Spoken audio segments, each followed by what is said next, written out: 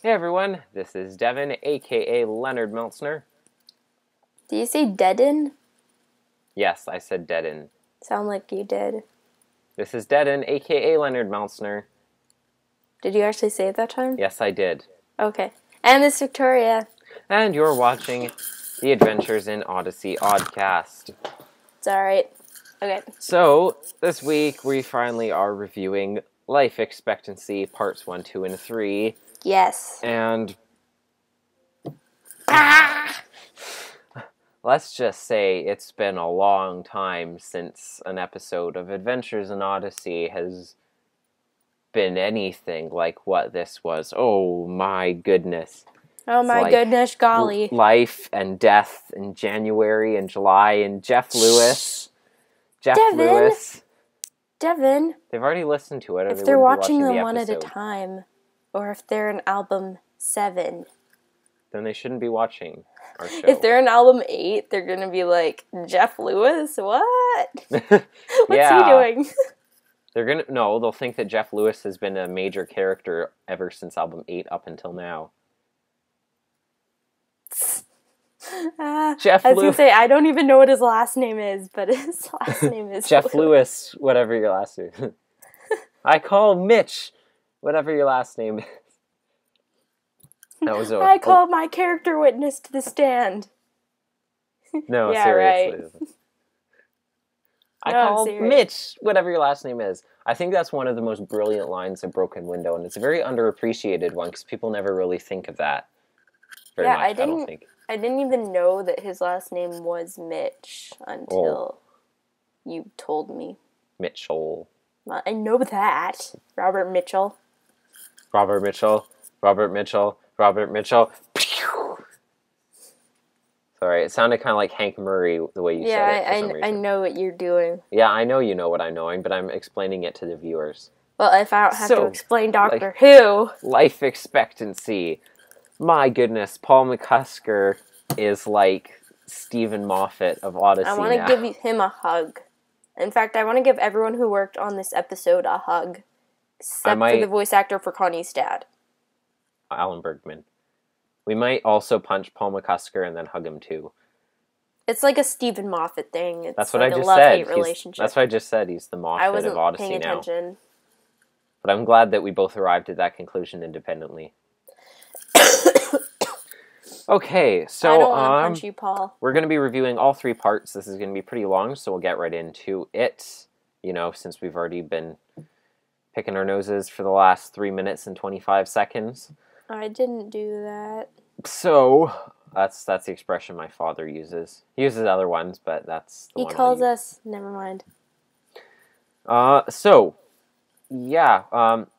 As we've said before, what we want to do with 2-parters on here that we haven't heard before, so reviewing new episodes, not old ones we've already heard, is as we go through the 2-parters, with some exceptions, review them after each one before we listen to the next one so we can talk about our predictions for the next episode. We didn't do this for Your Servant is Listening because it was a Bible story and we already basically knew what was going to happen for the most part, so we didn't see a whole lot of practicality in doing that.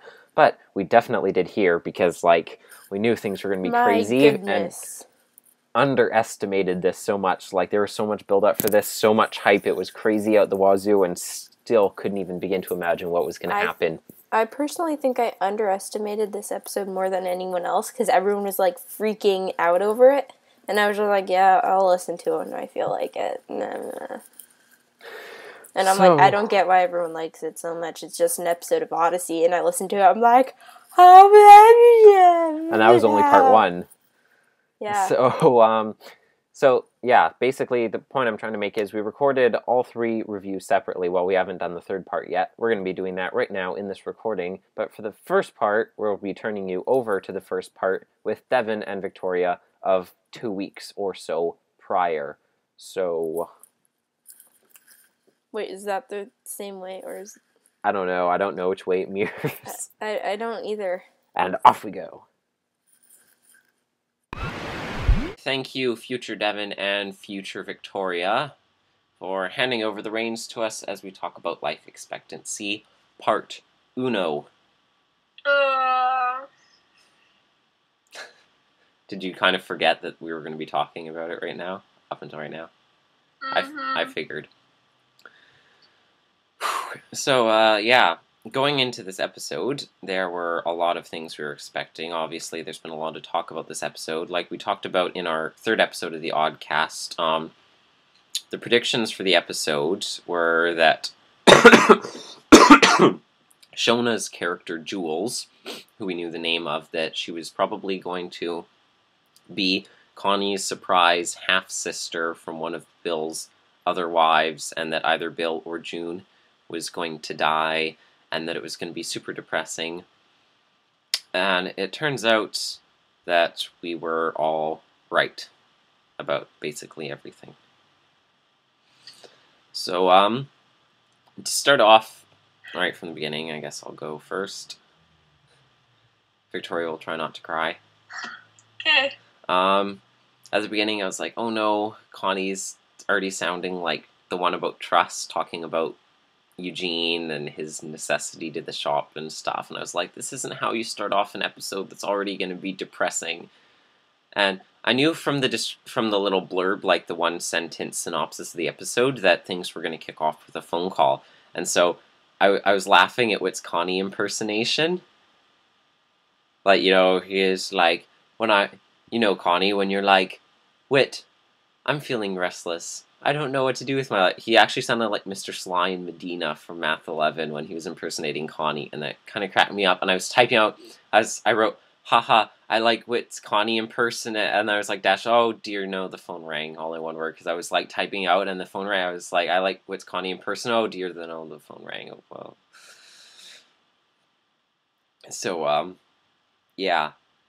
I didn't think it happened that fast into the episode. I was hoping that Maggie would actually talk in the episode. I know. I mean, I knew things were going to go downhill fast because Katie Lee wrote on Facebook when she listened to the episode on the radio. She said she started crying 2 minutes into the episode. So I knew there was... I feel like such a horrible person because Katie was all really emotional about it. Devin told me, and I'm like, I don't get what's the big deal about this episode. I feel like a horrible person. I know. I was like, I wanted to tell you because we talked about. Devin starts telling me about the episode while he's listening to it, and he's like, "It's so sad," and I'm like, I don't get the big deal. I haven't listened to it yet, And then last night I went on Facebook and I saw messages from Victoria after she listened to it, and she's like, I've been crying for half an hour and I feel like somebody I love just died, and I was like, I felt so sad vicariously through you, even more sad than when I listened to the actual episode. And I'm like, why isn't Devin online whenever I want him to be? I felt more sad reading what you wrote about your sadness than when I actually listened to the episode, which is her. I felt very, very full of feels at the end of this episode. I just had to, there were a bunch of people here at the house, so I had to like just go outside and talk to people, and I was just sitting there, I was like, I want to talk about this, but nobody else knows what I'm talking about. I wanted to talk about it too, but you weren't online. Well, sorry, it was like 1:30 in the morning. Shh. No, it wasn't. Wasn't it? No, I was like in bed by then. Oh, well, that's when I checked and I saw your message. Yeah. Anyway, sorry, I'm getting sick again, I guess, or something. I wasn't coughing until we started recording today.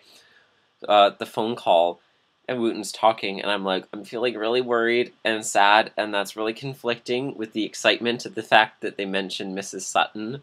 I'm like, it's... I know! I was like, it's like To Mend or Repair. It's like To Mend or Repair again, where it's like all these conflicted feels. I know, whenever they did jokes, I tried to laugh, but I couldn't. Okay. I did like a capital D colon face, because that's how I felt. Like, not like the happy one, where it's like D like this, but where it's like a D like that, where it's like, because that's exactly how I felt. I used that twice in 3 lines in my feelings of these notes. Go on. Okay, I really, really, really loved Wooten in this episode. Like, you know how he's felt different ever since the reboot, kind of? Oh, I didn't think about that, about comparing it to pre-reboot. I mean, yes. I did talk about Wooten a lot in my notes for this thing, but... Because, like, I was listening to him, and when he started talking about the left shake thing, I was thinking, like, oh my gosh, this is reminding me of his first episode, Welcoming Wooten. Yeah, they're like, don't worry, I can run Whit's End. I was like... And then he's like, it actually... And then Eugene comes in, he's like, it actually works! And it reminded me of how, when Wooten first appeared, Eugene's like, the man made an igloo out of Jell-O cubes. Will we ever understand him? I'm like, oh my gosh. And I kept on listening to Wooten and, like, comparing it to how he was in, like, past albums and how he used to be. And I'm like... oh my gosh, Wooten's back. And that made me cry even harder. Oh, I didn't think about that, but you're so right. I know! Like, Wooten was so amazing in this episode. I loved him so much in this episode. And there's still 2 more parts to go. I know. I don't even know how they're going to have that much stuff for 2 parts. And Connie's dad was annoying me, but he wasn't because he got there so fast. And Connie's like getting a new sister, and he's like, let's look at this as a bright side. I'm like, no, that's gonna make her even more upset. Alright, calm down. We still have a whole episode to go through. Start back at the beginning. Okay, sorry. Okay, the part that made me, like, cry the hardest was, like, when Eugene's like, bye, Connie, and then he leaves, and then Connie's like, he hugged me. And I'm like, what? And I, like, completely lost it again. Okay, let me catch up here. So, Wooten's, like, had a heart attack, and I was like, no, Maggie Malooly, and Connie got to the hospital, I was like, this can be a touch of healing all over again. And... yeah, I know, I was thinking that too. And then Dr. Graham's like, we'll come into the consultation room. I'm like, consultation room is, like, not a good name for a room to go into right now. And then I'm like, this is going to be like Jenny in Recollections, and Connie's going to have like one last conversation with her. And then she's like, your mother already passed away. And I was like, oh, wow. Yeah, I know. That was fast. It, like, hits you, and then you're like, what? I was like, that was if she didn't even get a last conversation like Whit and Jenny. I was like, okay, the voice acting in this episode was like beyond incredible. I just want to throw that out there. And then I was like, oh my gosh. I didn't start crying until after Connie started crying. I think I wasn't crying like super hard until it actually hit me that she died, and it only hit me in like the last little bit of the episode, even though I already knew that she died.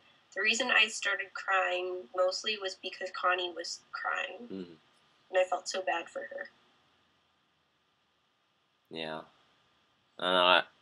I felt really terrible because then I wrote dying beside Edith Sutton has to be absolutely one of the worst ways to go. I was like, why am I being funny? This is so sad. And then I was like, really glad that she came back, though, because Broken Armed and Dangerous was the last time that she appeared, so it was yeah, I really wish she had a scene, though. Or Hear Me, sorry, that was the last time, because that was album 48. Broken Armed and Dangerous was 47, but... she wasn't in Hear Me. Oh, wait, no, that was what... which? That was with his cousin. Well, I know that was with his cousin, but what was the other one? She appeared just a little bit in it. It wasn't Broken Armed and Dangerous. Yeah, it was. She was in that one. Well, I know she was in it, but her name was never mentioned, just her voice. Yeah, it was. They called her Mrs. Sutton a bunch of times. Was that one, though? Yeah. Because no, but there's one where she appeared and she only had just the tiniest little part. And I'm gonna check. Okay, while you do that, I'll just say that, oh, you're right. The only part that made me, like, really laugh, kind of like one of those laughs where you're crying and you're like, oh, but like an actual laugh, even though you're crying, and it just, if you're with someone, it makes them feel even worse than you, like, even worse for you, because they can hear that you're trying to cheer yourself up, but it's not working. Like what happens when I was crying when David Tennant died, and then they made a joke, and then I started laughing, and then you're like, Victoria, are you okay? You remember that? Vaguely. And so then, was the moment when Eugene's just like, I just tried Wooten's left-hand shake, and then they're like, and he's like, and it did make it taste better. How does that even make sense? Okay, I have to, catch up, like, by 12 things up to where you are right now. Okay. It says, interesting that Wooten is once again so intrinsically tied to Connie losing a loved one. As last time it was Mitch. Shh! Spoilers. Right, they're on album 7, I hope. Yeah. Last time Connie lost a loved one. Granted, we've already kind of talked about Mitch in the last episode that we did. Well, in talking about Big Trouble in the Big Top, we talked about Mitch coming back and stuff. But whatever. Connie losing a loved one. Last time, Wooten was, the one who was there to help her through the grief and to help cheer her up and bring her back to normalcy. I said, unfortunately, I think that June really is really dead. And then Whit knew about the heart condition all along. I was like, I always make jokes about the whole Connie's the last to know anything meme, but this has really tainted the joke forever. I know. And there's not going to be any more episodes with June in them, and I really liked her character. I know. She was like the perfect mother character. And I said, it's sad, but I was like, yay, continuity for using Wexfords just like they did for Mildred. I was sad. I was like, yeah, that was good. And then they even mentioned it too. I didn't think they were going to say anything, just make it a subtle thing. And then they did mention that that's what who they used for Mildred's funeral too. And then there's a commercial break, and I was like, seriously, Diane, this is not the right time for a commercial. Yeah, when the commercial break started, I was like, I don't need this right now. And then I don't need this in my life. And then I kept on crying, and I'm like, actually, I was just about to pause it anyway, and so I could actually breathe and sort out my feelings. And so then I just ignored the commercial break, and then there were like 10 commercials, so that whole time there were a lot of commercials in that break. What? There were a lot of commercials in that break. Yeah. And so I was just like trying to control my breathing. It worked a little bit. But then the episode continued, and then I started crying even more. I said, it's weird how lots of the other main characters, like Whit and Eugene and Tom, have already lost everyone close to them before the show started. Like, Whit lost Jerry and Jana and his parents and stepmother, and Eugene lost his parents, and Tom lost Timmy, and he lost his first wife. What? But it hasn't lost Jana. I didn't say Jana. Did I say Jana? Yeah. I meant Jerry. You did say Jerry. You said Jerry, Jenny, sorry. And Jana. No. I said his... No, I did... If I said Jana, I did not mean Jana. Jana is in fact alive, to the best of my knowledge. Well, considering she was mentioned many times in 53. Well, that's why I said to the best of my knowledge. Anyways, yeah, it's interesting how they lost everyone before the show started, whereas Connie's always losing people through the show. This is the third time now that she's lost someone close to her and had to go through this. And, like, Eugene loses people, but then he doesn't lose people. It turns out he did, but he didn't. Yeah. And I was really confused about why Penny asked Wooten if she would get a sympathy card. I'm like, that's kind of a morbid question unless you meant, can I get one, like, for something that doesn't involve the death of a loved one. Okay. Did you find that line weird? First time I heard that, I was wondering if she thought she meant when she died, and I'm like, oh my gosh, I'm crying hard enough. And then I'm like, oh, did she mean like if her mom dies or something? But still. It's a sympathy card because she doesn't know how to deal with everything that's going on. Yeah. Like in this episode, I'm like, it could be that. I hope it's that. I said it's really sad and bizarre how Connie seems to be overly mothered in this situation, especially by her own mom. Like, you could see how she was kind of getting flustered and frustrated at the dependency she's having right now, not knowing anything about it, and her mom's already arranged everything for her because she didn't think Connie would be able to emotionally handle it, and she didn't know about the heart condition stuff because she didn't want Connie to worry about her. And I'm thinking through over the whole three-parter, because I... like people have been saying since the title came out, this is probably what the title of the album is a reference to. It called us something more, and the cover for the album, and the foreshadowing at the beginning about Connie feeling restless and stuff, about the idea that Connie might, you know, move on to this big new stage in her life, whether she leaves Odyssey or stays or takes on another job or does something really drastic with her life moving forward, that, you know, she's being restless and she'll feel the call to something more. And I think that might be prompted by this feeling of dependency right now. Like, everyone seems to be shielding her and preparing for her because they don't think she can handle it, and that'll prompt her on to try and, you know, move forward with things. I hope she doesn't leave, but that's what I was thinking there. Yeah. When she said that she was gonna go clear out her mom's house and look at things, I realized that's what she was doing on the album cover. Oh, you're right. Oh, that's why. Oh. Yeah. Now I feel bad about all those jokes we made for like an hour about it. No wonder her. So they do need to get their windows washed. Oh yeah. When Connie, in the middle of the episode, I was thinking of what I was gonna say in this, like filming, and then I thought of the everyone's dead joke, and I'm like, no, I'm not even gonna go there. I'm never gonna use that joke again. I'm never gonna be able to watch the 3rd episode of the Oddcast again. We say it in more than that episode. We say it in like every single I know, episode. but that's the first time we used that joke, was looking at the picture of Connie going through her mom's things. Oh my gosh, I never thought about that. No wonder Connie looks so sad and like, looking through pictures of her family together and sad. It was because she was looking at Cabbage Patch Dolls pictures. This is so sad now, the album cover. Oh my goodness. I know. Why'd you have to tell me what it was? Sorry, I thought you figured it out. No. Okay, catching up to you now. Eugene's people skills are much better than bringing up left handshakes at a time like this when Connie is in the room. Like, Eugene has better people skills than that. I was kind of surprised. That cheered me up. That he did that. Besides that, it's obvious that they taste better because they're being held in the superior hand. Devin, shut up. Sorry, I could not put that joke in there for you. You're being racist. No kidding. That's an inside joke. No one asked about that. And I said, I picture Eugene hugs as being like the most adorable things in the world. It'd be like a Sheldon hug.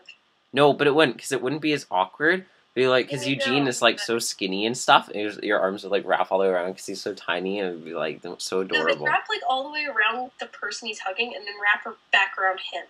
I know, and I was like, it'd be so adorable. Eugene hugs, I want and it just made me even more feely, and I was like, I want a hug from Will Ryan. I want a hug from Katie Lee. That's what I wrote on Facebook after I finished the episode. I'm like, I finally listened to the episode. I'm so full of feels right now, and I just want to give Katie Lee a hug.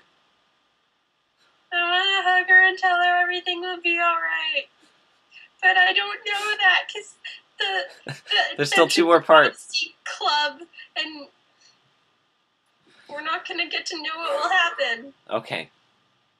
It is about time that someone mentions Bill Kendall. I know that he is a womanizing, non-committal schmo, but I really would have thought that Connie would have thought of him earlier than this. I realize it's only been a couple of hours, but that should really be something that should come to your mind first. He's probably not the next of kin, legally speaking, in terms of what the hospital would have to do, because they're legally divorced. But I'm really kind of sad at the fact that no one thought of him before. I was kind of surprised about that. And I'm really... If it makes you feel better, I forgot all about him. I was forgetting about things until, like, most of the way through the episode, and I was like, oh yeah, they're supposed to be Shona and Jules and Bill and stuff. Yeah, the only words I actually spoke in the episode were towards the end, when I'm like, so this is where Shona comes in. When Bill was talking to Connie on the phone, and he's like, why didn't you call me sooner and stuff? And Connie was like, and I was like, and he stopped and he changed the subject. I was like, I'm really glad that Bill stopped there, because he started to let into Connie right now at that moment. Yeah, the way she's feeling, I was going to jump into the computer and wallop him good.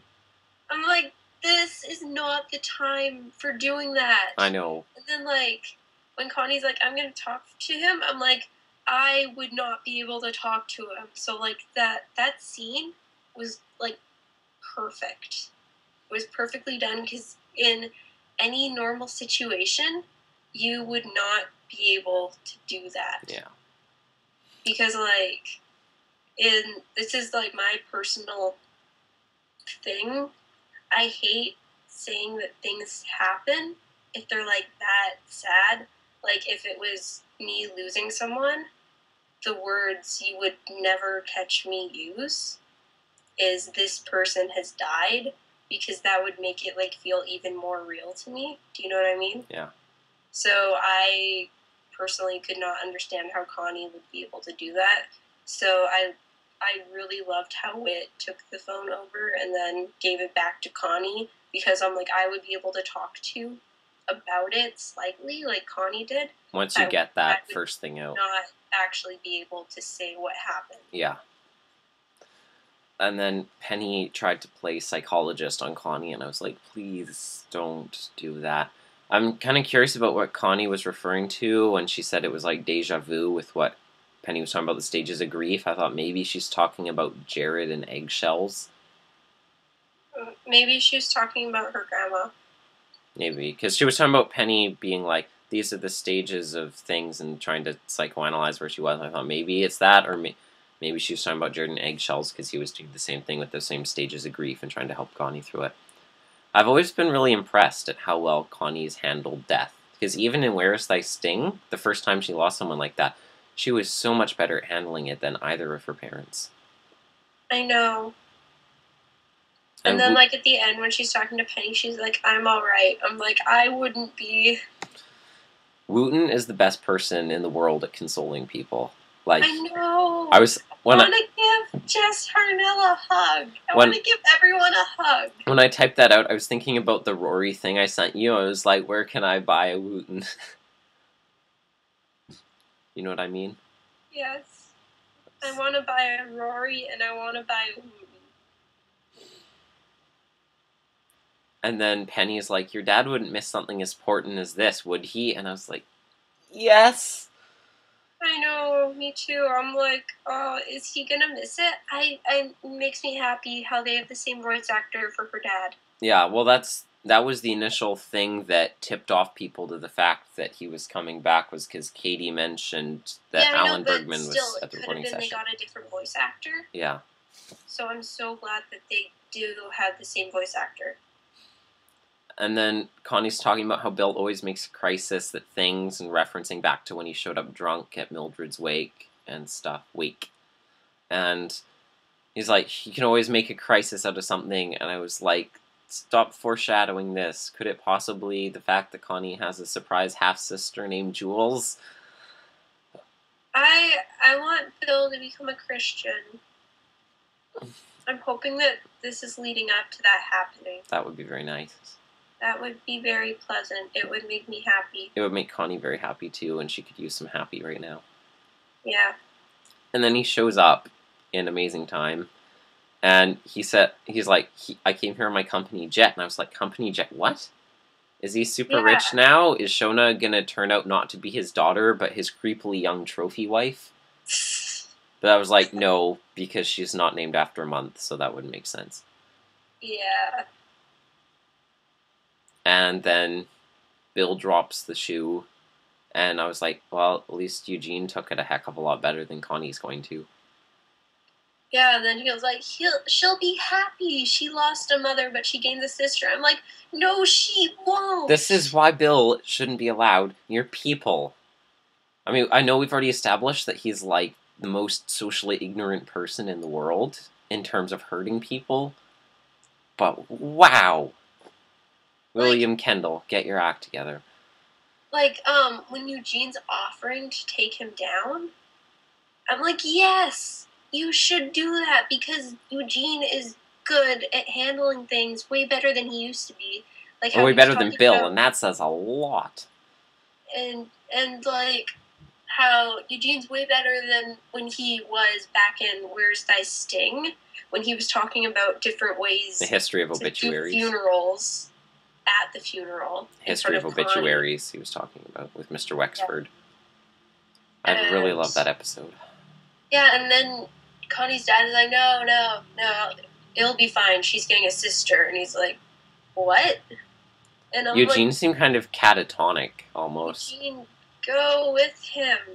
Because what does that mean again? Like, he's, like, so shocked. He's, like, kind of, like, in like this kind of like frozen, numb state. Like he's like, okay, here's your shake and stuff. Like he's like in shock, like he can barely even talk. Yeah, I don't. Once again, characters are being surprised with sudden surprise siblings. Yeah, I want Everett to appear again. I like Everett. And Leonard. Yeah. Even for characters that didn't have surprise siblings for them, for siblings for us, like, surprise, Dr. Blackguard has a surprise not evil twin, or surprise, you go back and listen, Whit has a surprise sibling that everyone forgets about. Except for you. Except for me. We'll get into that later. They mentioned it in the Family Portraits bonus thingy where they talked for an hour about the creation of Odyssey. They brought up Whit's sister and stuff, but that's neither here nor there. So, predictions for the next episode. Do you want to go first, or shall I? You go first.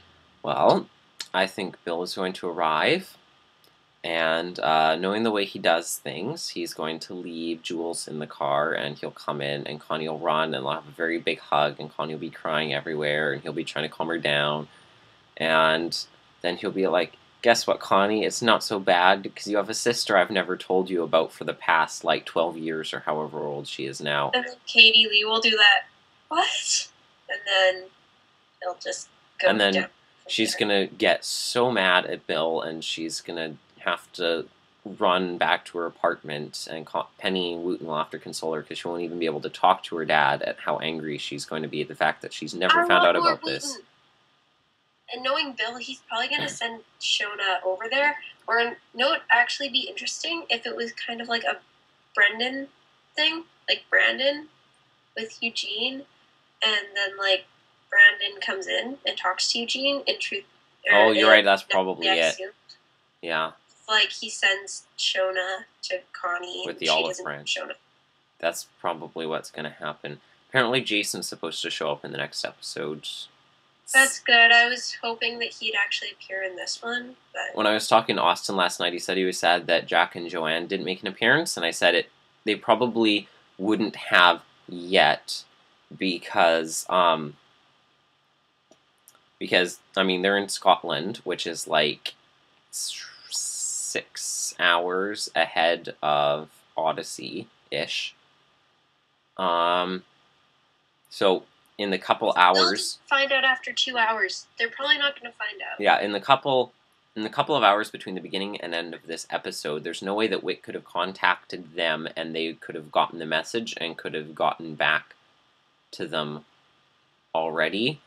But I really hope that they have something, especially from Joanne, because of Joanne and Connie's relationship. I really want there to be something from Janet Waldo here.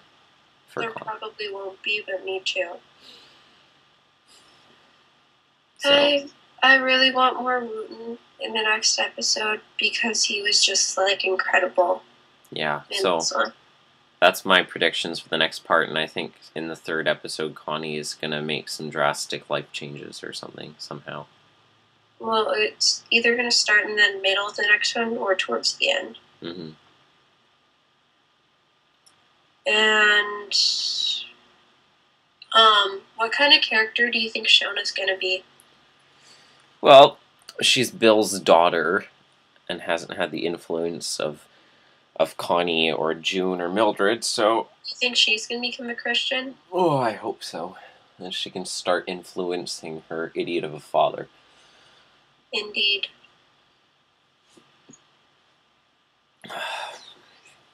So, what do you think about the next episode? I don't know.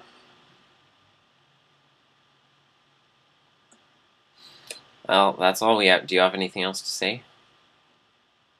I give this episode 5 out of 5 billion, Yes. or 5 billion out of 5 stars. Yeah. I mean, I was going to wait until the end to give it a rating, but yeah, I think we can safely assume this whole thing is going to be 5 out of 5. First part definitely gets it. It wouldn't be much more. It'd be like at least 12 out of 5.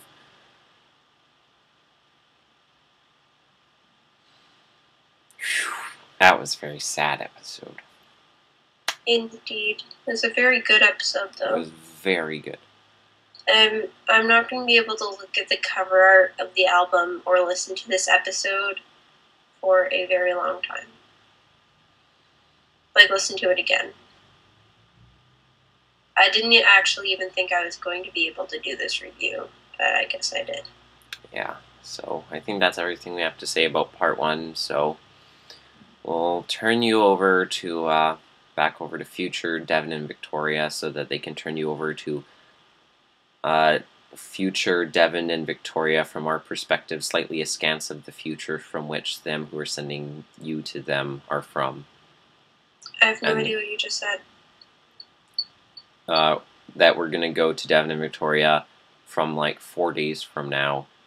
Okay. Next Wednesday, which is probably when we'll talk about part 2. Okay. Sorry for the heavy tone of this and my monotoneness. Yeah. I sound like this when I'm sad. So, thank you for... I guess we don't need to close up because that's not the end of the episode. There's still a lot more to go. This is going to be a very long episode of the Oddcast. The longest episode ever, I think. Is the pilot going to be about Connie? What? What's the pilot about? Doesn't it have to do with gluten or something? I think there's someone... Apparently, in the description, there's someone who comes back who's like a character who's been gone for a while is going to come back. And it's a story about some pilot, but it's also going to be this storyline that involves all of the characters. Is that episode beginning there? Okay.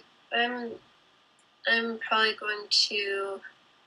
I don't know. Life Expectancy Part 2 is out, right? Yeah, so we'll turn all of you guys over back right now. Bye. Okay, I'm probably going to try and attempt to listen to it. Bye. Say goodbye, Victoria. And on to part 2. Hello, past Devin and Victoria. No, wait, future Devin and Victoria. Never mind. What? A Devin and Victoria slightly askance of the future, as Andrew Hussey would put it. For we are Devin and Victoria slightly askance of that future. Here, in the past, going to talk about life expectancy, part 2. Hi. That's also dose if you don't speak French. But why don't you? Yeah, come on. This is Canada, multilingual country here, guys. Unless you're American and you're watching this, then you then should learn French. You don't have a government, so how are you watching this?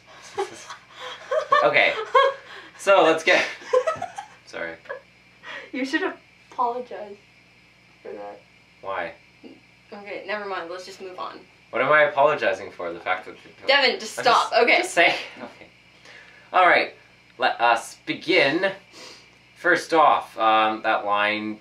She's like, did you just speak French? And I was like, well, that's a matter of opinion. What was that? Wooten. He said something in French. He has a better French accent than Whit. Way better than Whit. My goodness, Whit cannot speak French worth Jason Whittaker. Jason Whittaker. Yeah. It's like when people try to say Whittaker in the Imagination Station, like Queen Jezebel. Yeah, Whittaker. Jezebel and Elijah. Mr. Whittaker. Okay, At least she can enunciate. Yeah. Way too well.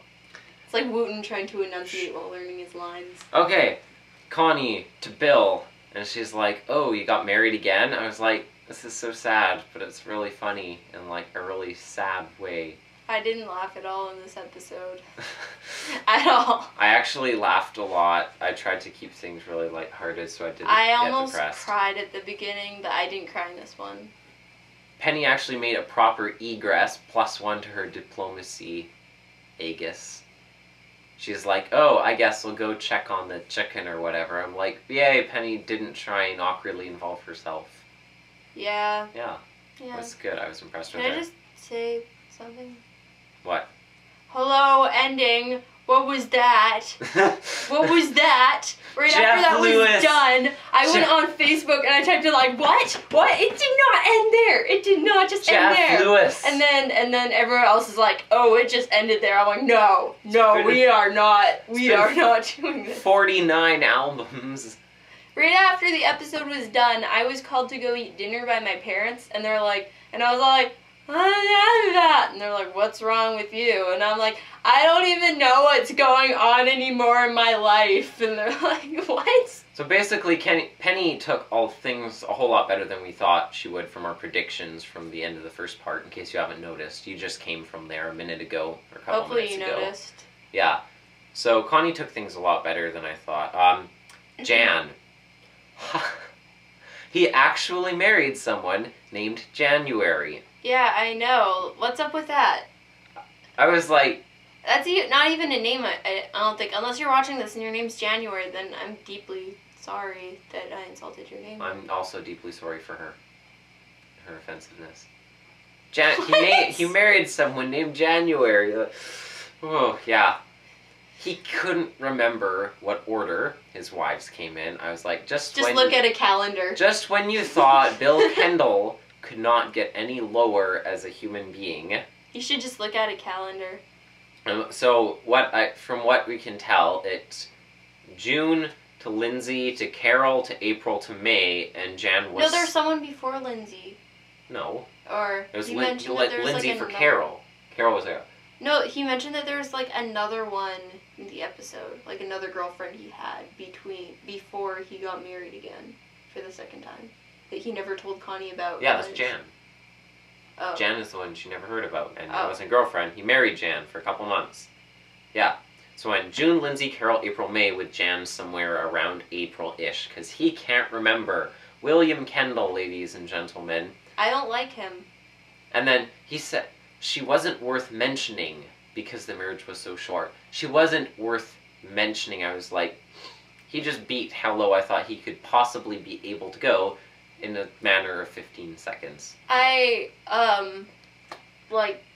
knew that he was going to be in this episode because all the fans guessed it so far ahead of time because of our hints from Katie. Thank you, by the way.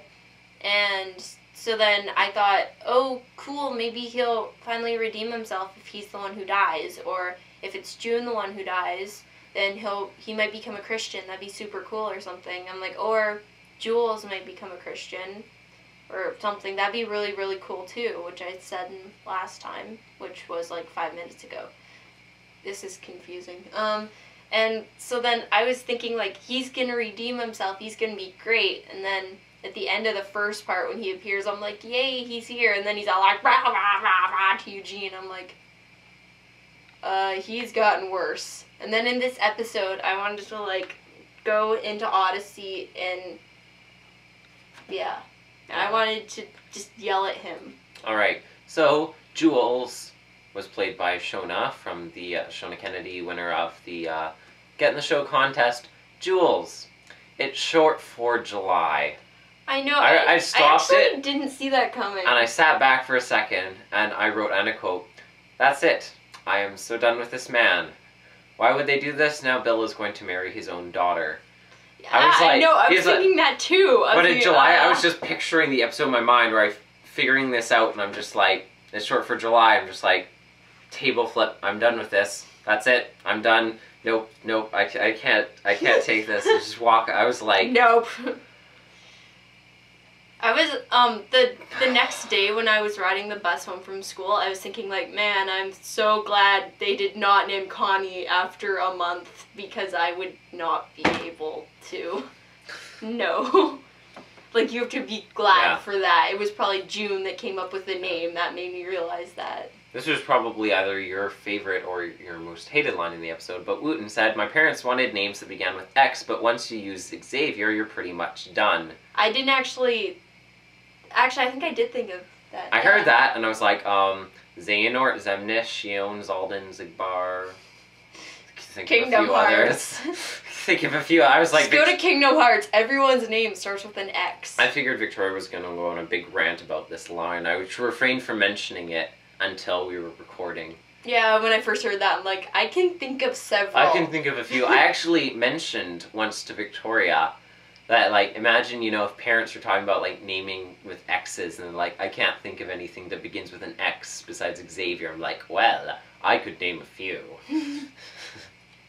And I was like, does this mean Wooten has an older brother named Xavier that we don't know about? it's kind of 50-50 the way he worded it, suggesting either he does or he doesn't. Like, either he does and they ran out, so they named, you know, Wooten and Wellington, or that... Oh, I have a guess. I have a guess. It was probably... I think that Wooten and Wellington are their only kids, because after you have Wooten, and I'm not saying Wooten's a bad kid. I really love Wooten. He's a good character. But we all know how Wooten's dad definitely did not get along with Wooten. So my guess is that doesn't preclude the fact of the idea of an older child. He probably didn't want to have any kids. No, it could be that they just had those two, and they wanted to use the name, like a name that started with an X. But then they had twins. But then they had twins, and they couldn't come up with any more. Xavier and Xylophone. And they didn't want to have, like, Xavier and Xylophone, because that would sound dumb. So, and they're Except like... if Wooten's name was Xylophone, it might kind of fit. But, yeah, that was my other theory, was that with twins, they're like, oh, we can't do two names with X's. So they just gave up. So they went with W names instead. And you don't want, if you're, like, a dignitary, like whatever Wooten's dad was, you don't want to name your child Xylophone, so... Yeah. I would name my child No, I wouldn't. All hail the power of Jesus' name. Sneaky references. This whole thing has been making all sorts of things talking about a touch of healing, of course. But, you know, they still put in little sneaky things, like that was one of the hymns that was sung at the funeral that Eugene was in charge of coordinating. And, of course, if you've listened to A Touch of Healing, you will remember that All Hail the Power of Jesus' Name was the song which was played by the music box, which Mildred gave to Bill. Or, well, Bill bought for Mildred, and then she gave back to him and engraved it with, you know, the verse and stuff. So, yeah, that was cool. Put in there. And Connie says, why does it take a death for us to get us to say the things we ought to say all the time? And I was like, amen. We really need to appreciate people more, because it's not until, you know, you don't know what you have until it's gone. And we have so much trouble as people being sincere and open and just appreciating each other. I'm gonna give you a hug. Oh, cause you're here and you're not in Vancouver. Because I've been gone for 6 weeks. And I'm very happy about that. Yeah.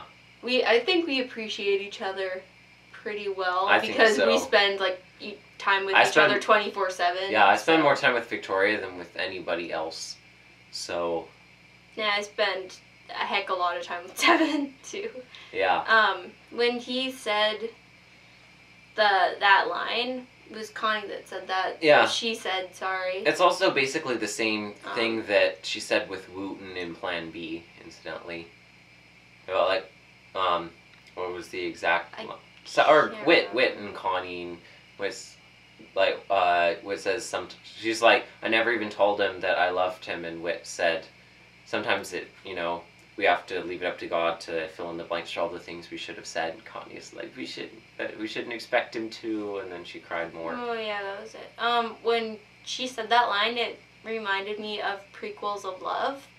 At the ending, when Whit was explaining, like, further to Marvin why we should love people, and then he was explaining how things he wishes he could have said to Jenny. Yeah. And I was just like, and that made me sadder, and I'm just like, oh, Jenny, recollections. Oh, why is this show so sad? Yeah. Homestuck and Doctor Who and Odyssey and all this, why is everything so depressing? Odyssey was less sad until this episode. Okay, when Connie said to Whit, yeah, but your mascara won't... Sad too.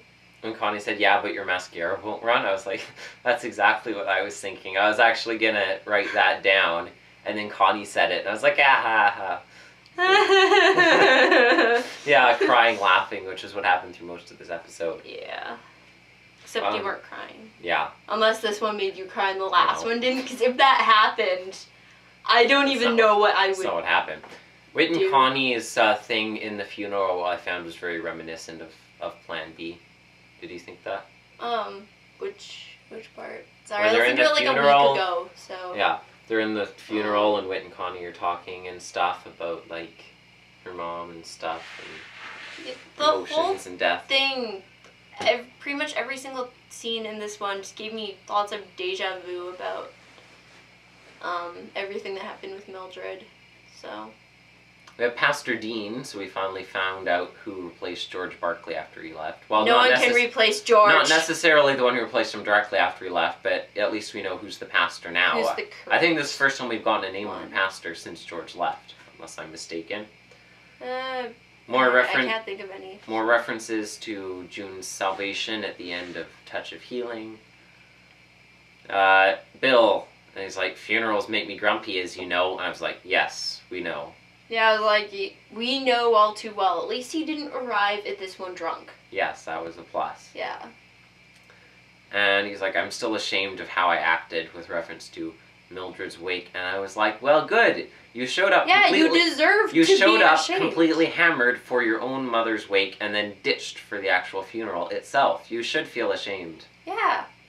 Like, what's your problem? I don't like him. Oh, I finally can come up with that least favorite character in Odyssey thing now, because I always wondered who's my least favorite character. I'm going to say it's Bill Kendall. I don't like him. Yeah. Dr. Aegis Blackguard, you rock. Bill Kendall is the real villain of this series. Shona was, Jules was a really interesting character, I found. The first line where she was talking first and she was like, depressed is in right now, angst, jadedness. I was like, ouch. But her character had a lot more character than I was expecting. For just like a cameo piece, really. Even for an extended cameo. I was worried it was just going to be like a little fluff part with not a lot of character to it. But I was like, wow, that was really good. I was very impressed with her character. I didn't think that she'd be like so... goth, emo? Yeah, but... after I thought about it a bit, I'm like, well, she is Bill's child. So, considering the conditions she was raised under, yeah, plus, yeah, it makes me glad that Connie didn't turn out like that. Yeah. Because she had June! No. Okay. Bill's company, from which he loaned the jet, they own the Odyssey Times now, and I was like, wait, what? Yeah, I know, I was like, well, at least, I'm like, what? I'm like, at least we finally know who owns it. Yeah. Unless someone else bought it out ever since Labyrinth. That's what I was writing here. Like, for a second, it was like, Bill works for Andromeda. I'm like, wait, no, that's stupid. I was freaking out. Bill like, is evil. I was what kind of connections are going to happen, Novacom 2 and stuff coming together. And then I was like, oh, wait, no, they don't own it anymore. Because and the Chancellor, I'm pretty sure the chairman? Chairman, sorry. Yeah. I'm pretty sure he was thrown in jail. Probably. Hopefully. Anyways, Dale said in the Labyrinth that the Times had been bought out again. That's why Dale and Anne went to London in the Labyrinth, was because they were meeting with the new owners. So either that means that Bill is working for a British company now, or that it has been sold yet again since album 55. I couldn't see Bill working for British people. He doesn't have enough patience. Yeah. And Connie said, I'm getting tired of saying goodbyes. I was like, because if you think about it, there's like all the people early on in the series. Jeff Lewis, one of them. Hint, hint, towards the end of the episode. Even though I already said it, I don't care. And then Mildred and her mom and Mitch, and then Mitch again, and then Mitch for a third time. Okay, and then everyone else, and we have no idea what happened to her old friends. It's really like Mitch for 4 times, basically. What? Well, So it was Mitch when he died, and then Mitch when she... Oh yeah, Mitch 4 times. Because Mitch goes to Washington, then Mitch goes to Budapest, Yeah, but and then wasn't Mitch his gets married. Yeah, but it was like goodbye and it was sad, but wouldn't really count that because it's like she still wrote him letters and they still contacted each other. Notice she wrote him letters. Yeah. Hey Connie, how's the weather out there? Ooh. The only people who write about the weather are people who've lost interest in their girlfriends or our grandparents. Or weathermen. Yeah. Oh, you talk about the weather. Have you lost interest in me? I'm a grandparent. So he has kids. And grandkids that we've never heard about. Come on. Yeah, I know. I always think about that. Give us I things. want to find out more. Yeah. You get to meet, like, He's Tom's mentioned it niece. twice. He also mentioned it in Sharon Cheryl Light. Yeah, unless he just coincidentally hoards mugs that say World's Best Grandpa. I bet even though he doesn't have does. any kids in an eerie kind of way. So he had kids with Emily, I guess. But we never hear about... Or haven't Sad. yet. Yeah. Yet. Yeah, they should reappear. Or appear, not Yeah. reappear, because they never have before. They should, oh no, I was gonna say if his daughter hooks up with Jason, then Jason would have someone, but she's married. So She might not kids. be. She could be widowed. And then I was gonna say, like, or the grandkids could hook up Then with Jason. Jason. I'm like, oh wait, that'd be creepy. 'Cause Yeah. all these differences. I said it without Jason's thinking like in my 50. head. What? He's the, like, same, no, he'd be older than Connie, He's actually. way older than Connie. Connie even says he's Yeah. way older than me with Which italics is kind on of the way. weird, like... If you look with at the original sketches that Gary Locke did for the cover like, of Love album is in the 48. Air when she liked him. Yeah. She's So- like, psh, no, he's my boss, for one, and he's way older than me, and psh, no, no. No, yes. Maybe. How old was Connie when she colored her windows with magic markers to make stained glass? Because she was 15 when she moved to Odyssey. Yeah, but she never said she did that in Odyssey, did she? It was her bedroom in Odyssey. He was looking at her Oh. windows in her bedroom. Well, I don't know, but I bet she's like, what? Bernard cleaned it. She was 'cause like- they had Bernard If he back cleaned then. it, then Bill wouldn't have seen them. I meant afterwards. After life expectancies, he cleaned them? Wait, what? When did she read in... In the episode, Bill and Connie walk into Connie's old bedroom. Bill Oh. notes the colors on her window, and she says she tried to make stained glass with magic markers when she was little. I And I thought was she like, said crayons. magic markers. I was like, she was 15 when she moved to Odyssey. How old was she when she tried to make stained glass with magic markers? I don't know, but if I was really She wasn't, like, bored, 6 or I would anything. probably try something like that. She was too. a teenager when she did that. It's the teenage angst. She was trying to get it out. Yeah, I need to express myself with magic stained glass. Magic marker stained glass. I am so Too. deep. Yeah. I am so angsty right now. Teenage Can you angst. tell? I'm making stained glass with magic markers. Penny said she had the heavy black eyeliner of someone who talked like that. I thought the line was kind of funny, and it was also kind of judgmental. I was kind of, I mean, it's kind of stereotypical, so I was kind of like unsure how I felt about that line. Yeah. I don't. Jeff Lewis. Jeff Lewis. Jeff Lewis. What? I was like, Yeah, when she's like, oh, someone's here. And I'm like, don't let it be Mitch. Don't let it be Mitch. Don't let it be Mitch. And she's like, he says he knows you. I'm like, no! just And to then- express how in shock I was, I actually wrote, oh my dear gravy goodness. And that's not an expression that I break out very often. I really hope he's a Christian. Can I just, like, the influence from Connie? Let's get, so yeah, I was like, this is the oldest old home week ever. We have, like, everybody coming back. This is just the big reference dog pile episode. I love Paul Which- McCusker. Thank you so much. References are amazing. I love references. And then Connie's like, he was my first love. And I was I'm like, just they like, said it. She said it. She said it. She said the word. She said the name. She said the name of the episode. First love, in quotations. I bet she said it so people are like, who's that? They're just like, I said the name so you can like just type it in Wikipedia and like listen to the Yeah, episode. and go to the episode since she Just said the name of reference the it. episode. I was Okay, like, see what so she did going there. back to the story, I was thinking, okay, so we take this character that hasn't actually even been in Odyssey since album 8. Who was only in one episode. Yeah, he's a one-shot character, only in one episode. Who was one of Paul's characters, incidentally. Huh. Do you think he's just like... Haha, this ship failed the first time. No, I was thinking like back in album 8 when they weren't sure how long Odyssey was gonna go. I was thinking like, I'm gonna take these two apart. If we go on for a certain amount of albums For the next 20... I'm totally gonna bring this guy back That just to shock everyone. Yeah, that episode was 21 years ago, I think. He hussied it. He planned it in advance, even though Hussey apparently didn't even do that. Yeah. It was...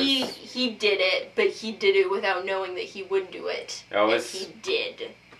It was crazy. So, yeah, I was like, wait. Yeah, I was like... Is this going to be, like, the biggest sudden surprise sneaky ship in history? Connie marry him? That's what I'm thinking now, because everyone's always Yeah, I know. like, Connie should marry this person, Connie should marry this person. I'm like, no, Connie shouldn't marry anyone because there's no one she has that proper relationship with, and she's really not ready with that with her character development.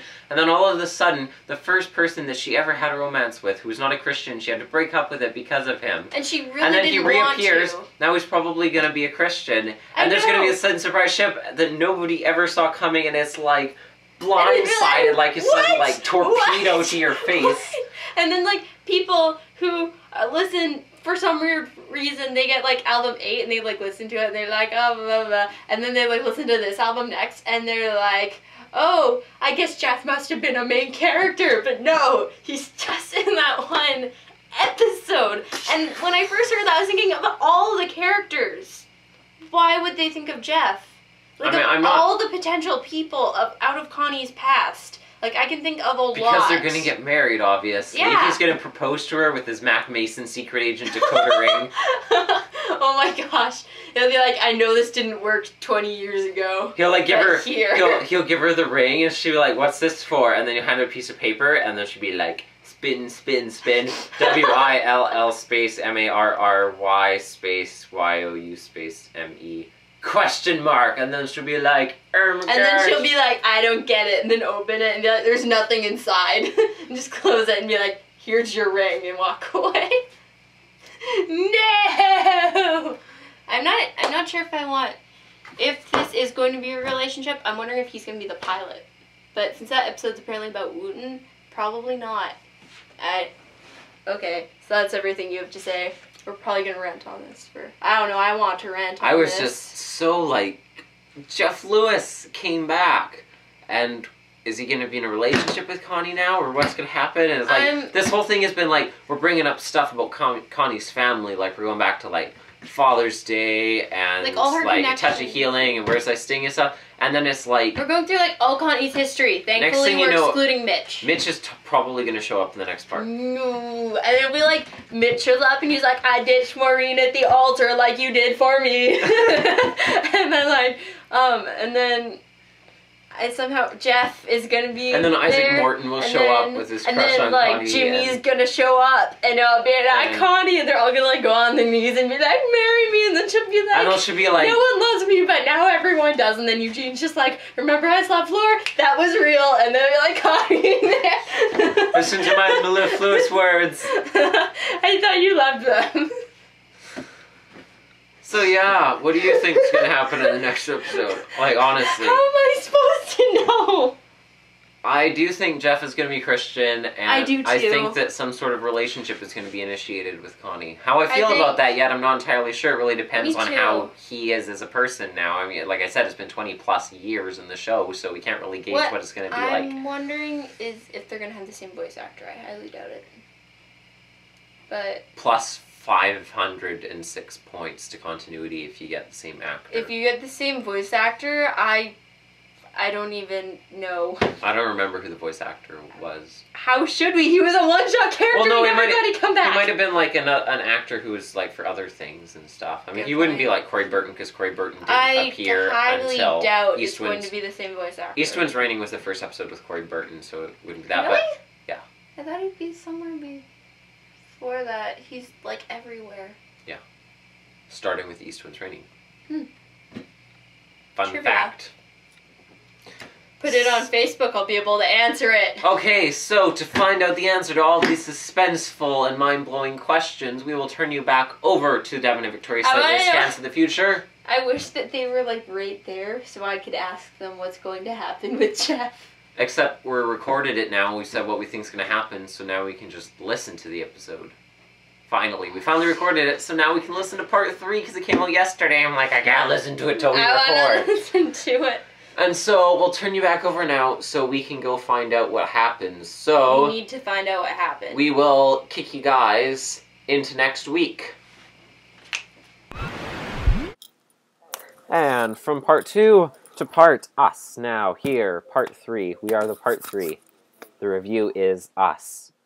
So, as we left off at the end of part 2, it was like, Jeff Lewis. As you Jeff saw in our Lewis. last thing, I'd just like to say I'm not embarrassed for how I acted in the last one? I was like, I was like rolling around in the fetal position, metaphorically. Are you serious? Okay.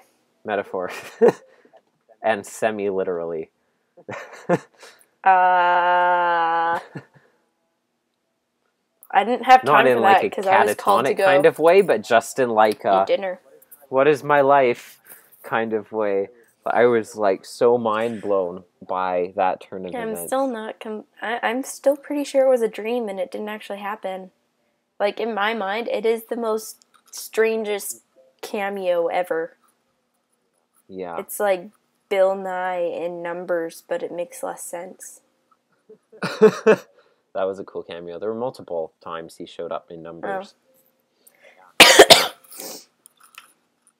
Okay, so let's get into this now. Life expectancy part 2. Okay, right off the bat, look at reactions to things, I guess.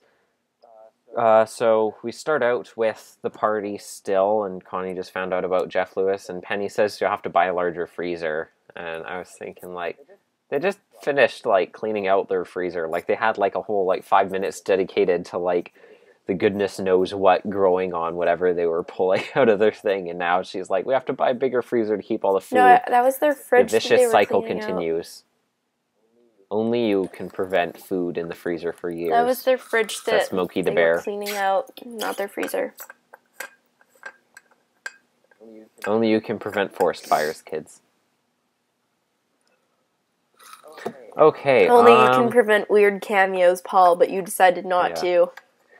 They called Jason the antiques guy. I mean, they didn't call him the antiques guy, but they're like, isn't that what an antiques guy is supposed to do? And they were talking about Jason, and I was like, it was just weird. There's no way I can ever think of Jason as the antiques guy. I can't either. That was just like, but I did know that they were talking about Jason, though. Yeah, I know, but... If you didn't, I would be concerned. And then Jeff Lewis comes in. Okay, can I just say that... Okay, so...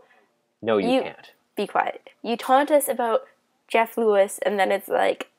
what felt like hours into this episode for me. Because I thought Connie would be like, what, Jeff? And then she'd like run out, and then it would start like part 3. Like Baywatch. Just like, Jeff! And then just like run out and then see Jeff and then be like start with him talking to her. But no, for me it felt like hours. Just Penny and Connie talking, and I'm like, just get to Jeff. And then I was thinking like, oh my gosh, it feels like it's been like 10 minutes into the episode, even though it's only been like 3. And I'm like, okay, is Jeff even actually going to be in this episode? And I started speculating in my head if he actually wasn't going to be in it at all. They were just going to mention him, and I was going to be like, if you do that, I will be so angry. And so then, like, 5 hours later, Jeff appears, and oh my gosh, I want to give Victoria from part 2 a hug, because she is a genius. Because she called that Jeff would be the pilot and it would be the same voice actor. When it was the same voice actor, like, my mom was in the hallway and I'm pretty sure she could hear me screaming from my room. Because I was like, they did it! They did it! I'm like, yes! Yes! And I'm like, it's the same voice actor! And, I know. Yeah. All he said was, hi, Connie, and I was like, oh my gosh! I was so excited that they got the same voice actor. Like, I'm sure there's some people who didn't even remember who Jeff Lewis was when they first mentioned his name at the end of part 2. But I knew who it was right away as soon as they said it, and I know what his voice sounds like. And he's like, "Hi, Connie," and I was like, "It's him." I was like, he sounds a little older, but he hasn't changed a bit. He does have a very distinct voice. Yeah. So, like, after part 2, I was trying to remember what he sounded like, because I didn't really think about it until after we started filming our review for part 2. And I'm like, oh yeah, he has like that kind of, I don't know, like that thing. That Jeff Lewis voice. That thing in his voice that makes his voice unique from like everyone else in Odyssey. And so then like I hear it, so I'm thinking about that and I like hear his voice after like 20 billion hours. And I'm like, it's the same guy! Yes! I couldn't believe they got the same voice I actor. know. That is as... I know. What did they even say to him? They're like, hey, do you remember Odyssey? And he's like, no. And they're like, well, you want to be in it? It was, what, 22 years it's been? 23? 20,000. I think it's 22, yeah, since he's been on the show. I missed you, Jeff. So, yeah, 49 albums. 49 albums. Wow. Okay. Does that break the... So let's get into their weird conversation. That's like the most separated cameo ever in Odyssey. So he wins an award for that. Yeah, I was trying to think. I'm pretty sure it is indeed. Yeah. And they're like, it's been a while. And I was like, yeah, yes, sorry, yeah. Has. He says it's been a while, and Connie's like, yeah, it sure has. Yeah, wow, this is so weird. And as Connie expresses the thoughts of the entire fandom. And I'm listening, and I'm like, talk about your relationship. And then Jeff's just like, hey, want to go to, like, a cafe with me? And then I'm just like, no, Jeff, you have to say what's happened since then. You can't just start the conversation there. And I'm like, no, I want to know what's going on in your life. And she's like, are you living in Odyssey? Still living in Odyssey? It says part of the time. It's too much to explain now. And I was like, please don't work for the FBI. Please don't work for the FBI. Please don't work for the FBI. Please don't let the other home you be in. You live in Budapest and your roommate's someone named Mitch. Can you imagine that? And then the next episode about them together. If his roommate was Mitch. They're actually best friends by total coincidence. What? And then the episode Connie finds out is going to be called Something Borrowed, Part 1 and 2. It comes full circle. Make it happen. Make it happen. Full circle with my light. Okay, so yeah, I was, please don't let him work for the FBI. And then he's like, I don't think I'll tell you to try and intensify your curiosity, Connie. And I listened to that, I paused it, I was like, he wanted to intensify Connie's curiosity. Is that even possible? I was like, you want to try and intensify curiosity of Connie? I was like, that's like trying to hold a torch next to the sun to try and heat it up a bit. That sounds like something Tom would say. I feel like I just lent a pyromaniac my lighter. That's like my favorite saying in all of Odyssey. Yeah. And then he's like, I became a Christian. And I was like, yes, I called that. I knew it. I knew that would happen. I knew it. And then he's like, and now I'm a pilot. I was like, oh my goodness, this isn't happening. I called that too. This isn't happening. Things don't stop from keeps happening. And then I'm just like, and then he said, like, he's the pilot, and he's come back, and he's a Christian, and I'm like, Jeff, you have my permission to marry Connie since her mother is dead and her father doesn't care. And then he's like, for missionary, and I was like, and Austin called it right at the beginning when he's like, I think at the end, Connie's gonna leave with the pilot, she's going to fly away and go on like a missions trip and travel around and stuff like that. Because, you know, the beginning of part 1 started with all this foreshadowing about how restless Connie was with things and stuff. I'm like, and Austin called it right from the beginning. I can't believe he actually got that dead on. Connie's going to leave Odyssey to do missions and stuff.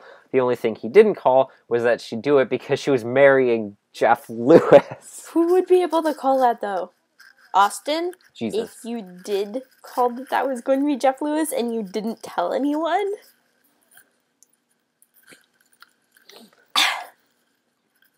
And then, so yeah, that conversation happened. And then Penny's like, he seems nice. And Connie's like, don't get any ideas. And I was like, imagine if Jeff fell for Penny instead. Like, wouldn't that be a Shyamalan twist? What would Wooten's reaction be? Yeah. Wooten would have to marry Connie, and then it would be something old, something new all over again. You should move your... Tofu pigs for everyone. You should move your camera down. Yeah, that's good. Tofu pigs for everyone. No, I still think that sounds disgusting. Connie reading depressing literature. She's like, it's a book about suffering and death. And Penny's like, nice, the perfect pick-me-up I was hoping you'd find. Like, I'm glad that there's still humor through all of this, through all the depressingness and stuff. I'm glad there's still, you know, jokes. That's not off-color ones like you might expect in an episode like this. Like, people would make jokes but be like, inappropriate time for humor because June just died. But, you know, there's still jokes in here and they're actually still funny and it helps offset how depressing everything is. Well, some of them are funny, some don't really fit. Yeah. Like, I'm still trying to figure out if I like Penny or not, even by this point. And she didn't really help in this 3-parter. I think she did better than she usually does. I still haven't really figured out what she was trying to do in Home Again. Because Connie's like, please don't get involved. And she's like, okay. And then she's like, Wooten, I want you to get involved for me. And I'm like, what? Okay, following along that topic, Connie having all these conversations, which was so cool. I'll get into that later with all different people about suffering and stuff. She's like, what do you think of suffering and death? And Eugene's like, what? And I was like, Connie just out-Eugened Eugene in terms of terrible conversational openers. I didn't think that Shona would have Jules would have such a big impact on Connie. Yeah. Because I thought she'd just be like, here, gone, rest of the episode's about June, but it's like, no, the whole 3rd part is pretty much about Shona, or Jules. And Jeff. Well, Jeff wasn't all that much in it, Jeff was in it for like 1 minute, and then by the end, I'm like, where's Jeff? I want to hear that cafe He came scene. in, stole our hearts and minds, oh my and gosh. then flittered off to Africa. Devin. What? I almost just forgot what I was going to say. Okay, you know how Jeff and Connie were going to have like that quote-unquote Tom Whit long talk thing in the cafe? Yeah. What if he's telling her, because the pilot's supposed to be like him telling her a story, right? Yeah, that's going to be in the Yeah, cafe. it's going to be in the cafe.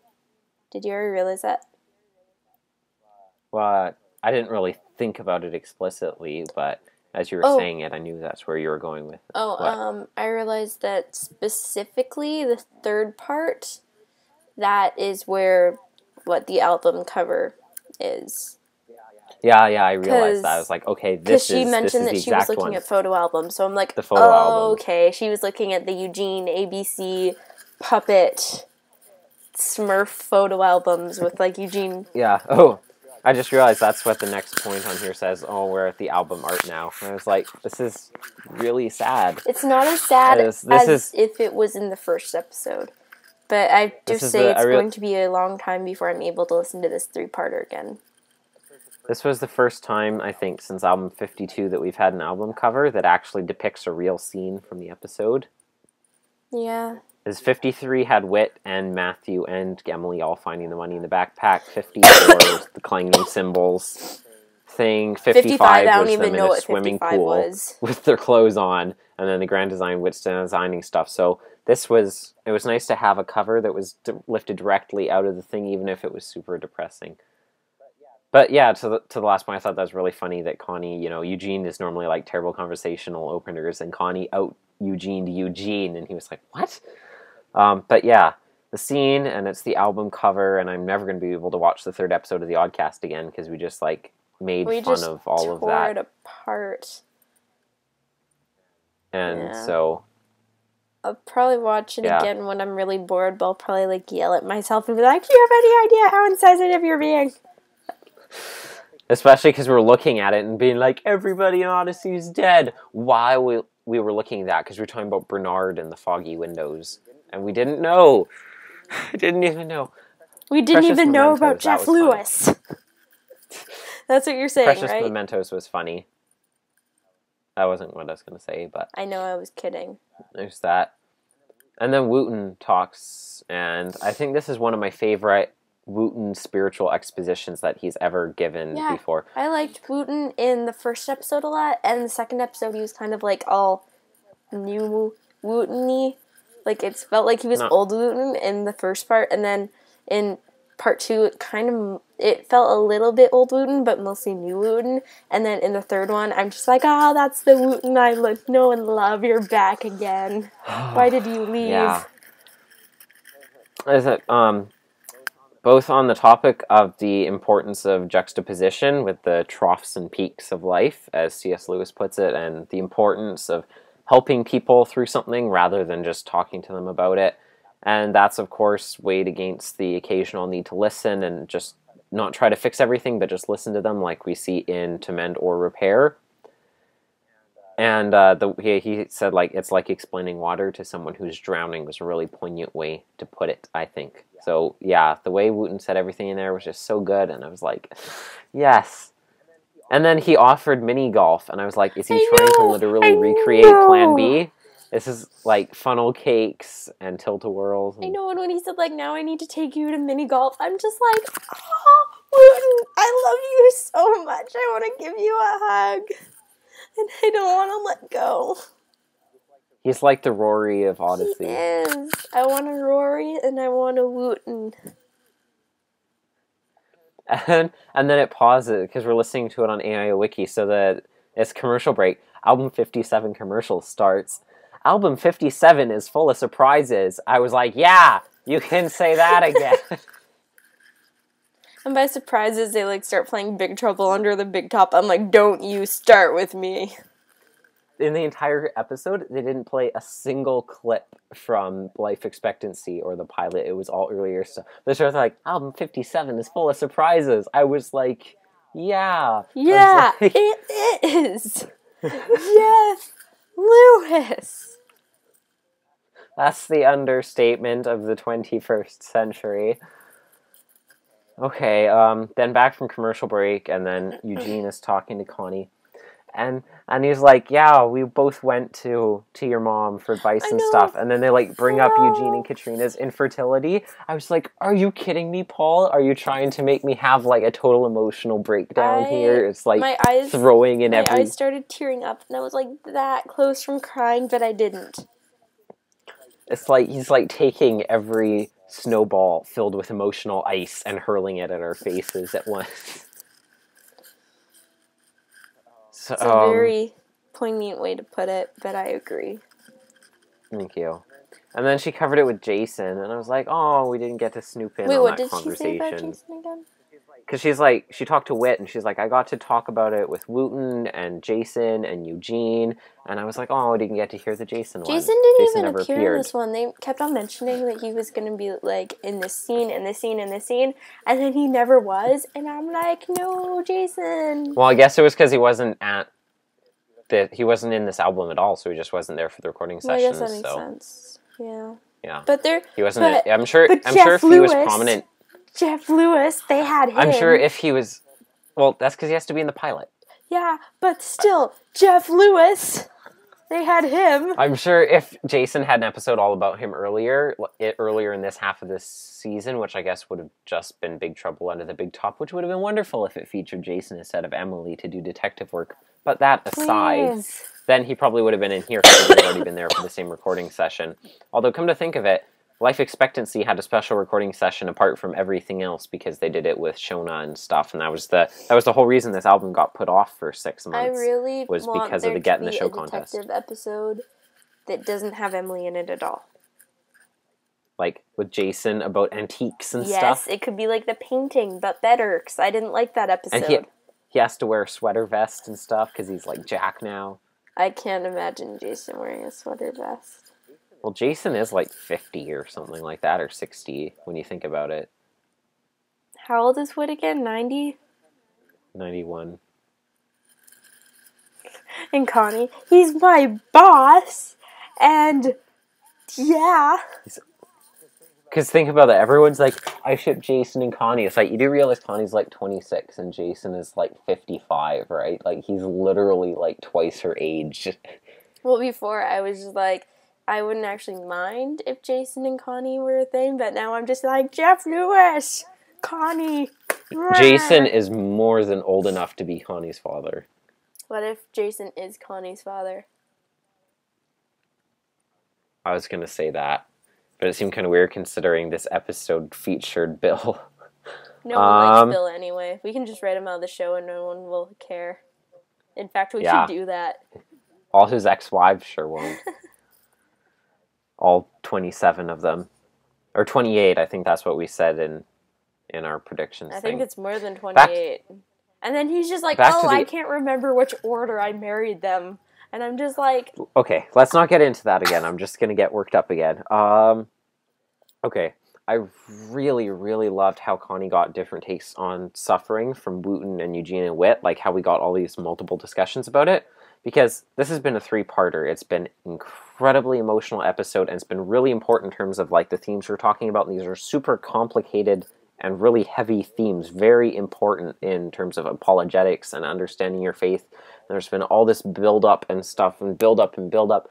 So I think if Connie just talked to one person, it wouldn't have really been satisfying for all of like the to-do climaxing up to it. And with such a complex subject, I don't think there's any one character that could really give enough of a thing to be varied and really explain it well. So the fact that she got 3 different people and they all explained things differently, they all came at it from different angles and said different things, had different opinions, and it really was, it was so good having like all these different takes and views and different ways of looking at it. Like Eugene's talking about like, you know, differentiating between suffering caused because of sin or suffering caused just because that's life, or things like that.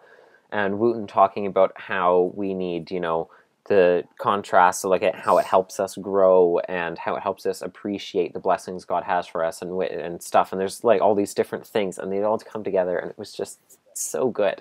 And then like the part at the end, and she's like, I think I'm gonna write someone an email, and then she's like, Dear Jules. And it really reminded me of like Call Me If You Care at the very end when she's writing a letter to Bill. And then she's like, Dear Dad, I know I haven't written in a long time, but I forgot about that. Yeah. I like that episode. I've listened to it many times. That and Fences. I always forget about those two when talking about Connie's family and stuff. And I guess Champ of the Camp is also another important one. I really like that episode. And Little Eugene. You know what I don't like about Little Eugene? Every single time he appears, he is a different voice actor. And then one of them is his brother. And because of that, Everett didn't get to be in the episode. Well, it kind of makes sense that they'd sound the same because they have the same parents. Yeah, I know, but in every single... Eugene's had lots of episodes where it's like the younger him. Lots? Name more than A New Era and Champ of the Camp. There are more, but I can't think of them. Are there? I don't think there are. No, there are. Like, what? What other times do we observe his childhood? There's like 1 or 2 more. I don't think we've ever observed his childhood apart from that. No, there are. There are. I just can't think of what they are right now. No, there seriously are, because I've thought about his different voice actors before. Do you have anything else to say before we wrap up this amazing episode? One that was terrifying, what you just did there. Thank you. That wasn't a compliment. There's so much I want to say. Jeff Lewis. I wish he was in the episode more. I really loved the parts with Eugene in this episode.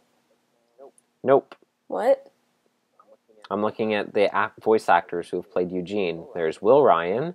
There's Shane Baumel, who played him in A New Era, who's Everett. And then there's the one who played him in The Champ of the Camp.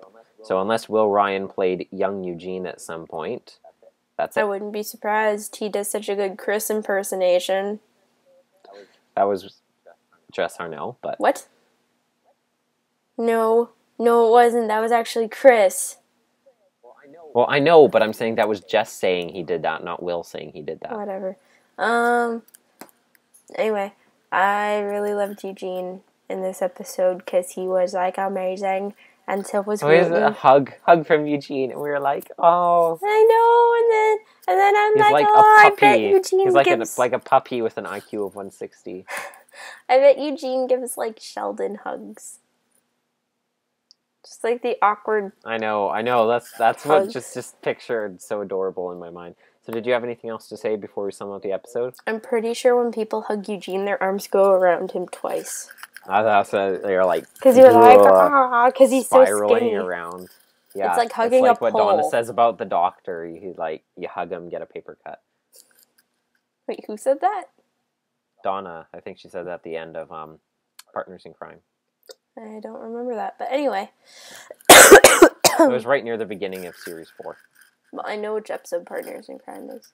Well, no, but I'm saying if it wasn't in Partners in Crime, it was still around the beginning of season 4, series 4. Sorry, Anyway.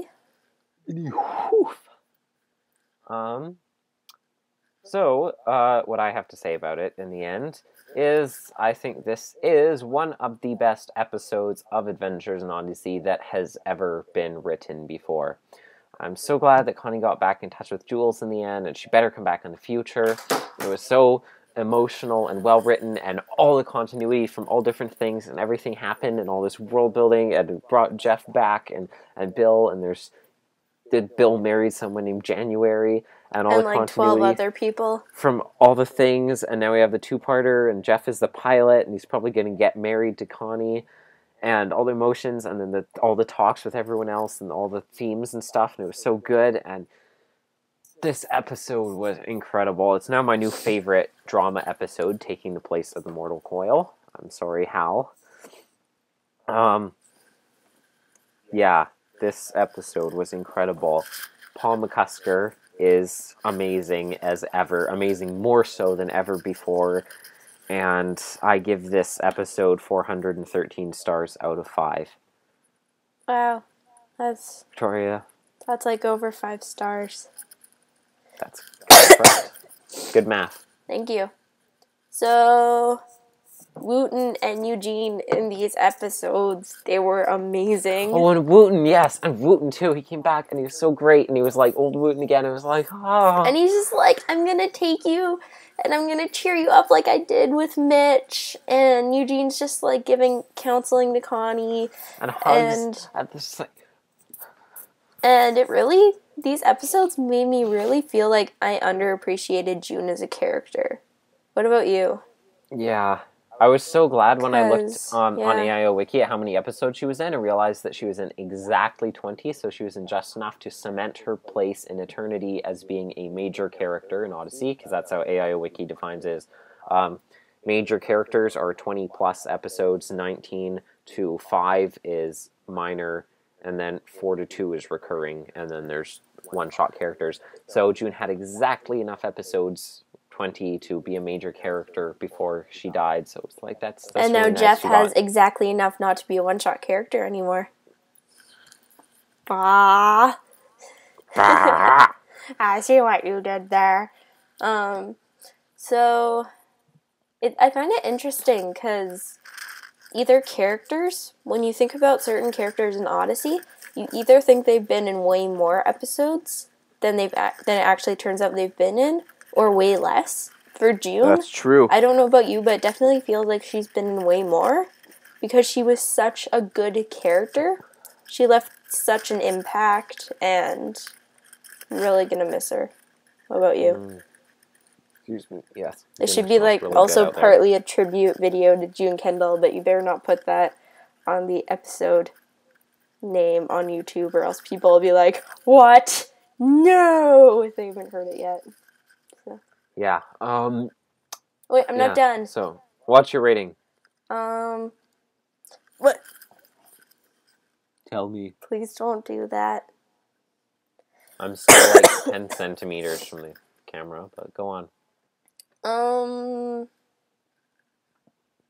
Also, Jeff Lewis. Also, Katie, Lee, and Shona, and everyone. Amazing voice work. Penny. No. Not that it wasn't amazing voice work. It's just I'm still not sure if I like you yet. Casey is my desktop right now. Bill. Nye. The polygamy guy. Sorry, go on. I don't even know what those words mean. Don't tell me. Polygamy is when you marry lots of people. I said don't tell me. Well, I did. Just a second. My computer's about to die, and then we'll lose all our recording. That better not happen.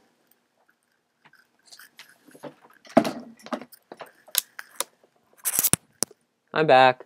Is it good? Yeah, it's good. Okay. Can I I like just can't express how much I dislike Bill. Like, I cannot form it into words. My mouth cannot form The words, words. to quote Chris Anthony. Do it. Um, It's funny, I listened to that episode while coming home from school. that is funny.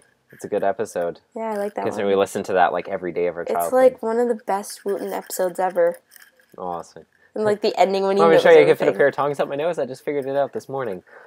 Yeah, Bill. I didn't like him ever as a character. I've never liked him either. You always said he was a fun drunk, though. That always kind of threw me off.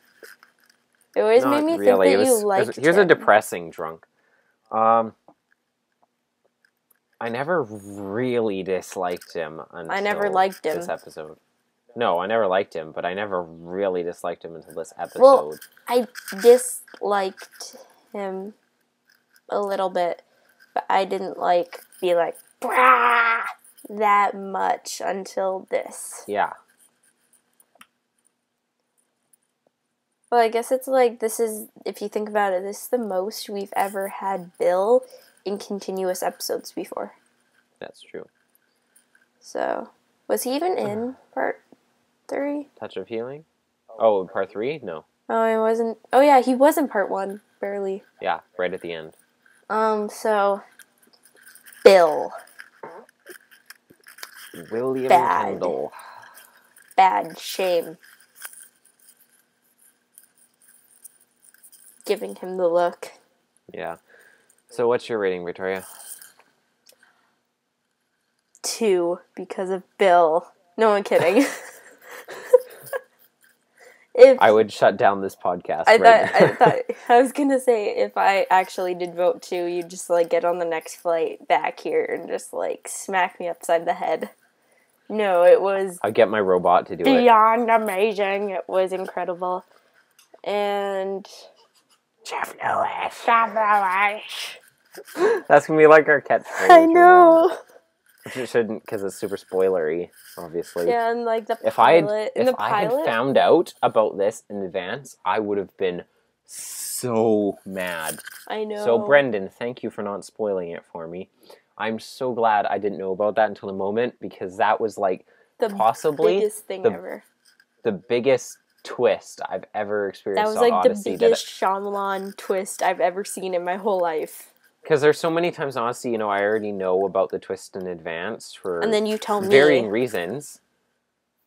Because lots of things I knew from when I was little, and so I already knew or had some idea of things. But I did not see this coming. It's what? All. What? Jeff Lewis? What? It should be I was like, whenever in the pilot we don't know what to say, we could just be like, Jeff Lewis. Jeff Lewis. But so. A bazillion stars out of 5, because Jeff Lewis. And I think we should probably wrap up our episode here, because between the 3 different parts, this is going to go on for a really long time. Indeed. It's going to be our longest episode ever by far. I think this is going to be an hour and a half long. Well, it was a good episode. It was such a good episode. Okay, so that concludes our review of Life Expectancy parts 1, 2, and 3. For next week, or whenever the video comes out, that next week, I don't know how the schedule is going to be going at this rate. Things are all up in the air right now. Next week is going to be Whit's Lore in a Minute. So it's another new series. You notice we have a whole lot of new series, so don't worry, soon we're going to be starting doing the number 2s of series. I mean, we've already done that with the Beginner's Guide to Odyssey, obviously, but other series too will also be getting their second videos in their own little sets. What will be happening is the Lore in a Minute series, or Lore as it will be abbreviated in the title, are videos in the style of the Lore channel on YouTube, L-O-R-E, and basically what they do is they very quickly and concisely narrate and animate the lore behind a video game series within 60 seconds or about 60 seconds. So someone will be like, in the year blah, blah, blah, blah, blah, blah, and talk really fast and explain the backstory behind a famous video game series, and they animate it and stuff in different styles and do that. So it kind of is like everything you need to know in depth and detail really quickly, just hammering it home. But so we're not going to going to be doing animating it, it's just going to be us talking. Yeah, no. So that's what we will be doing. Actually, for this one, it will be just me doing it because it's only going to be one pretty short thing. Like, this episode should actually be legitly short instead of the way we always say that, but we're actually lying. It'll just be me doing it, and it is going to be about Whit. Whit's background, Whit's past, Whit's lore. Not in a minute or less. It'll probably take a couple minutes to go through it because it's very complicated. But that's what will be happening. So we'll be doing them for some of the major characters who have a really complicated backstory, like Connie and Eugene, Leonard Meltzner, and stuff like that. We'll be doing it for some of the sagas, like the Leonard Meltzner saga and the Blackguard saga, the Novacom saga. It would be interesting to do one about Wooten, but we honestly don't know enough about his past. Yeah, we really don't. Other things like Whit's End and McAllister Park in the city of Odyssey. Maybe the Imagination Station, probably not. When we were talking about the history and explanation of the Imagination Station, that'll be more of a discussion episode where we talk about how does the Imagination Station work, that kind of thing.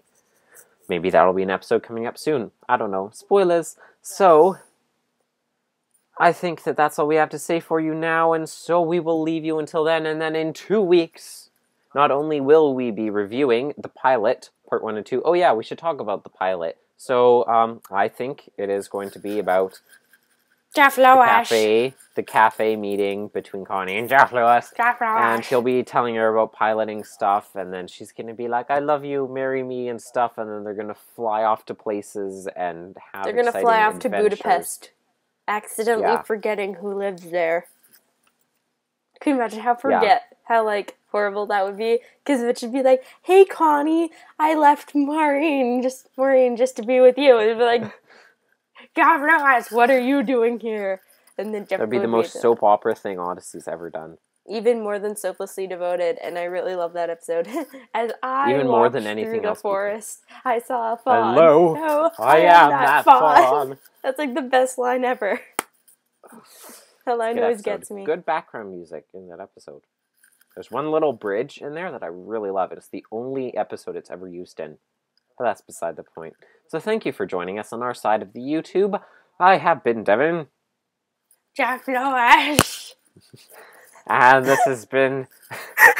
Thank you. That was perfect. I don't know why I didn't even think of it. This has been Jeff Lewis.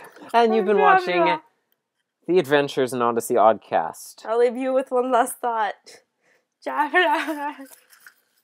That basically sums up this entire, like, hour and 45 minutes or however long this is there. That's like the lore version. Yeah, that's the TLDR for this episode. So, yes. Goodbye.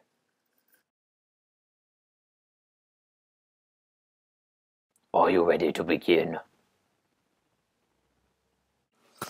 I should probably close my door.